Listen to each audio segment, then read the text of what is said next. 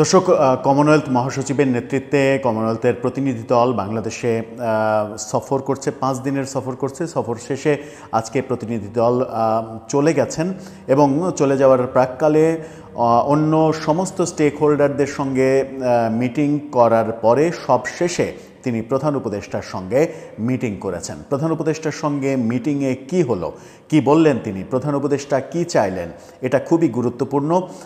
বাংলাদেশ সরকারের পক্ষ থেকে কমনওয়েলথের সহযোগিতা চাওয়া হয়েছে এমনটা প্রেস উইং জানিয়েছে, কিন্তু প্রেস উইং কি এটা জানিয়েছে পরিপূর্ণভাবে স্পষ্টভাবে যে কমনওয়েলথের মহাসচিব প্রধান উপদেষ্টাকে কি কি মেসেজ দেওয়ার চেষ্টা করলেন? আমার মনে হয় যে সেটা বলা হয়নি, কারণ প্রেস উইংয়ের সংক্ষিপ্ত যে ইনফরমেশন গণমাধ্যমে পাঠানো হয়েছে সেখানে খুব একটা পরিষ্কার হওয়ার স্কোপ নেই, যখন কমনওয়েলথ মহাসচিবকে ঘিরে নানা রকম আলোচনা চতুর্দিকে চলছে।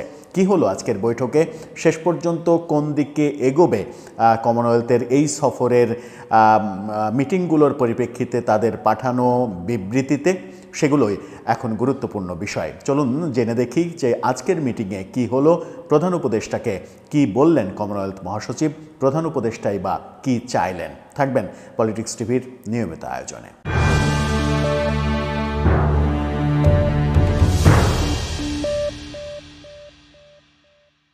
দর্শক, বলছিলাম কমনওয়েলথ মহাসচিব শার্লি তিনি আজকে আমাদের প্রধান উপদেষ্টা প্রফেসর ইউনূসের সঙ্গে বৈঠক করেছেন। এই বৈঠকে দুই পক্ষ নিজেদের কথা বলেছেন এবং প্রধান উপদেষ্টা কি বললেন সেটা গণমাধ্যমের শিরোনামেই বোঝা যাচ্ছে। সেখানে আরটিভির শিরোনামটা দেখে নিতে পারেন। বলা হচ্ছে, আসন্ন নির্বাচনে কমনওয়েলথের সমর্থন চাইলেন প্রধান উপদেষ্টা।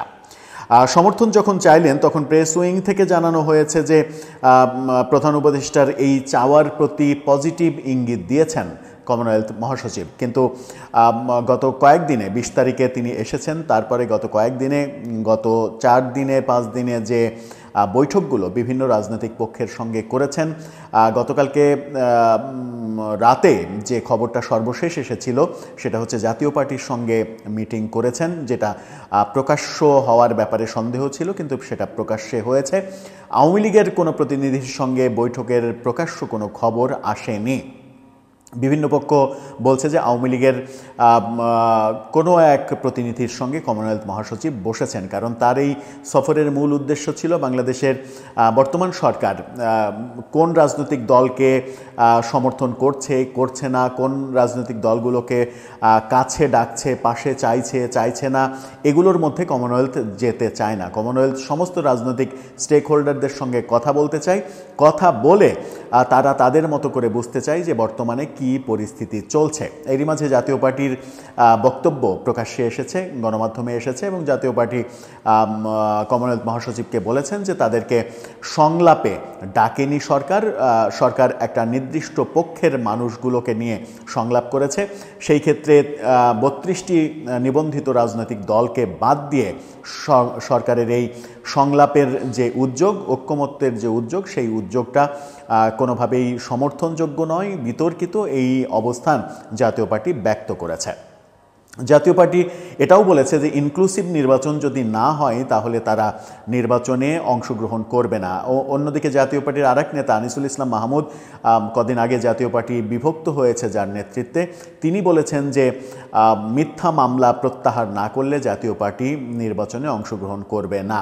নির্বাচনের আগে জাতীয় পার্টির দ্বিখণ্ডন হয়ে যাওয়া আবার নতুন করে, এবং নির্বাচন কমিশন শেষ পর্যন্ত কার পক্ষে রায় দেবে, নাঙ্গল কার, এরকম মানে সংশয় যখন রয়েছে, সেরকম সংশয় থাকা অবস্থাতেই জাতীয় পার্টির সঙ্গে কমনওয়েলথ মহাসচিবের এই বৈঠকটা কিন্তু খুবই গুরুত্বপূর্ণ। আজকের বৈঠকে কি হলো, গণমাধ্যম কি বলছে? গণমাধ্যম যেটা বলছে সেটা হচ্ছে যে কমনওয়েলথের সহযোগিতা চাওয়ার পাশাপাশি যেটা গণমাধ্যম বলেছে, আগামী মাসের প্রথমার্ধে অনুষ্ঠেয় সাধারণ নির্বাচন সফলভাবে আয়োজনের জন্য কমনওয়েলথের পূর্ণ সমর্থন চেয়েছেন প্রধান উপদেষ্টা।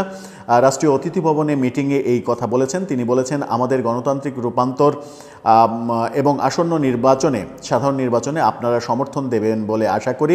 একই সঙ্গে প্রধান উপদেষ্টা কমনওয়েলথ মহাসচিবকে বাংলাদেশের নির্বাচনের প্রতি গভীর আগ্রহের জন্য ধন্যবাদ জানান এবং অন্তর্বর্তী সরকারের পক্ষ থেকে নির্বাচন অবাধ, স্বচ্ছ, গ্রহণযোগ্য ও উৎসবমুখর পরিবেশে আয়োজনের অঙ্গীকার পুনর্ব্যক্ত করা হয়। এখানে ইনক্লুসিভ নির্বাচনের কথা বলা হয়নি এবং ইনক্লুসিভ নির্বাচনের কথাই কমনওয়েলথ মহাসচিব বলেছেন বলে বিভিন্ন সূত্র দাবি করছে, যদিও প্রেস উইং থেকে ব্যাপারটা জানানো হয়নি।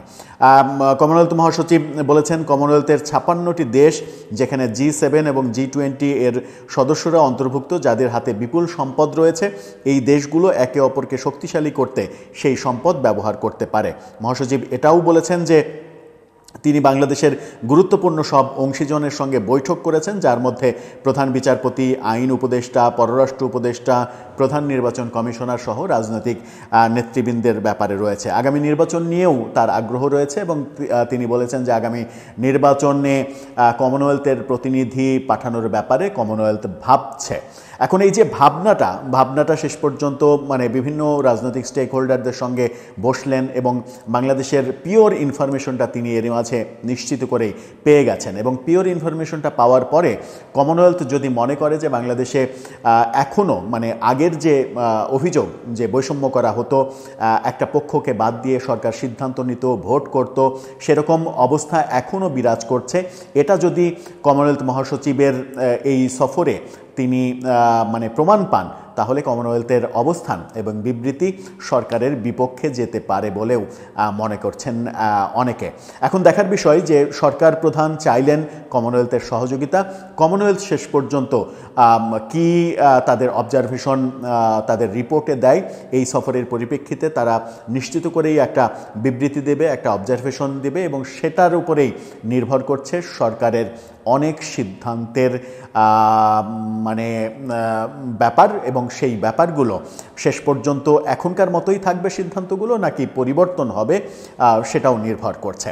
আমার মনে হয় যে পরিবর্তন হওয়ার সম্ভাবনা খুব কম, কারণ সরকার এরই মাঝে সিদ্ধান্ত নিয়ে ফেলেছে যে সরকার কিছু রাজনৈতিক দলকে বাদ দিয়েই নির্বাচন করতে চায়। তাতে সেটা কি হলো, কোন পর্যায়ে গেল, পরবর্তী নির্বাচিত সরকার কতটা বিপদে পড়বে, তারা ঠিকঠাকভাবে মানে সিদ্ধান্ত নিতে পারবে কিনা, আন্তর্জাতিক মহলের সমর্থন পাবে কিনা, এগুলোকে আসলে থোড়াই কেয়ার করা হচ্ছে এবং থোড়াই কেয়ার করে নির্বাচন আওয়ামী লীগের সময় যেমন একপাক্ষিক নির্বাচন হয়েছে, এই সময়ও একপাক্ষিক নির্বাচন কিংবা একটা কয়েকটা রাজনৈতিক দল এবং বেশিরভাগ নিবন্ধিত রাজনৈতিক দলকে বাদ দিয়ে নিজেদের মতো করে একটা নির্বাচন করতে চায়, যে নির্বাচনটাও ভবিষ্যতে আওয়ামী লীগের 14 এবং 24 বিশেষ করে এই দুইটা নির্বাচন যেভাবে বিতর্কিত হয়েছে একপাক্ষিক নির্বাচন করার ক্ষেত্রে, সেই একইভাবে এই নির্বাচনটাও বিতর্কিত হয়ে যাবে বলে অনেকে মনে করছেন।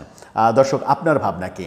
শেষ পর্যন্ত কোন দিকে যাবে? যদি ফেব্রুয়ারির প্রথমার্ধে নির্বাচন হয়, শোনা যাচ্ছে যে 5 তারিখে নির্বাচন হবে, সেই নির্বাচন মানে আবারও একটা বিতর্কিত নির্বাচনই আমরা দেখতে যাচ্ছি কিনা, আপনার মতামত জানিয়ে লিখতে পারেন আমাদের কমেন্ট বক্সে।